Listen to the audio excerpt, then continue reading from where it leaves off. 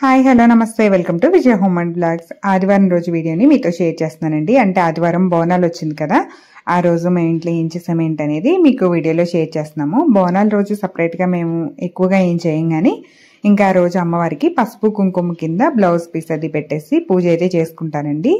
ఏదైనా కొంచెం ప్రసాదం వండేసి అమ్మవారికి నైవేద్యం పెట్టేసి అంటే తాంబూలం కింద ఇస్తామన్నమాట. వెళ్తే గుడికి వెళ్ళి దండం పెట్టుకుని వచ్చేస్తాము, అంతవరకే అండి.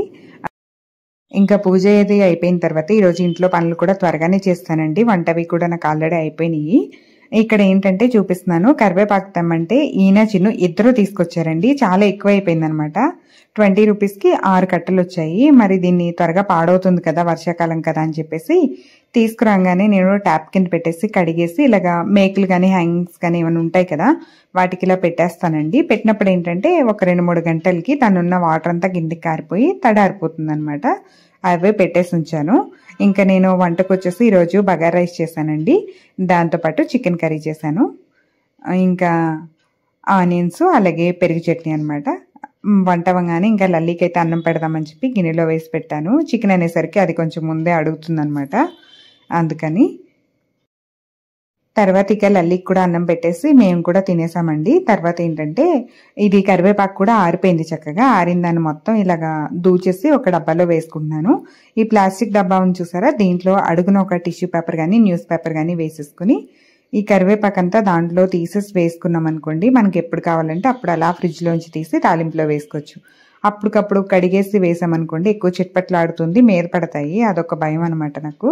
అయితే కరివేపాకు చాలా ఉంది కదా, ఏం చేయనంటే ఈయన అన్నారు పచ్చడి చెయ్యి అన్నారు. సరే అని చెప్పి ఇంకా ఇదంతా క్లీన్ చేసి పెట్టుకుంటే మనం పచ్చడి కూడా అప్పటికప్పుడు చేసుకోవచ్చు అనమాట. మనం ఇలా డబ్బాలో వేసుకున్న కరివేపాకు 4 రోజులున్నా కూడా చక్కగా ఉంటుందండి. తర్వాత ఇక్కడ ఏం చెప్తున్నానంటే వీటికి రబ్బర్ బ్యాండ్స్ వచ్చాయి కదండి, ఇవేంటంటే జిగురు వచ్చేసి పాడైపోతుంటాయి కదా, దేనికన్నా పెట్టాలి అంటే నేను పక్కకు పెట్టి ఉంచుతాను అనమాట.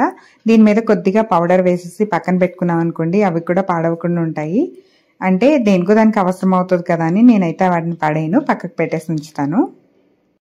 ఇక ఈవినింగ్ ఏదైనా స్నాక్స్ చేసుకోవాలనిపించిందండి ఈరోజు. ఇక్కడ మీరు చూడంగానే ఏమనుకున్నారు, మంచూరియా చేస్తున్నాను అనుకున్నారు కదా, అస్సలు కాదండి. నేను ఏంటంటే ఈరోజు మోమోస్ చేద్దాం అనుకుంటున్నాను. ఒకసారి తిన్నాను, కానీ నాకు చేసుకోవాలని చాలా రోజుల నుంచి ఉంది. సరే అని చెప్పి ఇక్కడ పిండి కలిపి పెట్టానండి, మైదాని కలిపేసి పెట్టుకున్నాను. దాంతోపాటుగా వెజిటేబుల్స్ కూడా ఇలాగా ఫ్రై చేసి పెట్టుకుంటున్నాను. ఫస్ట్ టైం చేస్తున్నాను కదా, ఎలా వస్తాయి ఏంటి అనుకున్నాను, కానీ ఫైనల్గా అయితే చాలా బాగా కుదిరిందండి. టేస్ట్ బాగుంది. ఏంటంటే మనకి మోమోస్ అనేసరికి బయట సాస్లు ఇలాంటివన్నీ వేసేస్తారు, సోయా సాసు వెనిగర్ అన్ని. నేనైతే ఏ సాస్లు వేయలేదండి, ఇంట్లో ఉన్న వాటితోనే చేశాను. కానీ టేస్ట్ మాత్రం ఫైనల్గా చాలా బాగా కుదిరింది.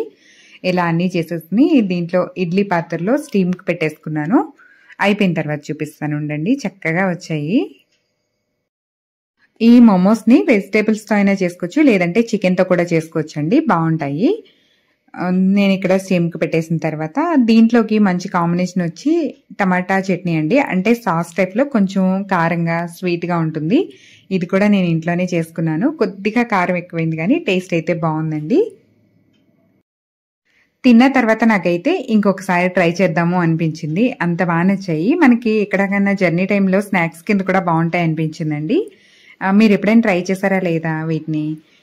మా వారికి కూడా బాగానే నచ్చాయి, చిన్ను కూడా బాగానే తిన్నాడు. ఇదండి ఈరోజు వీడియో. నచ్చితే మాత్రం లైక్ చేసి ఛానల్ని సబ్స్క్రైబ్ చేసుకోండి. మరొక వీడియోతో మళ్ళీ కలుద్దాం.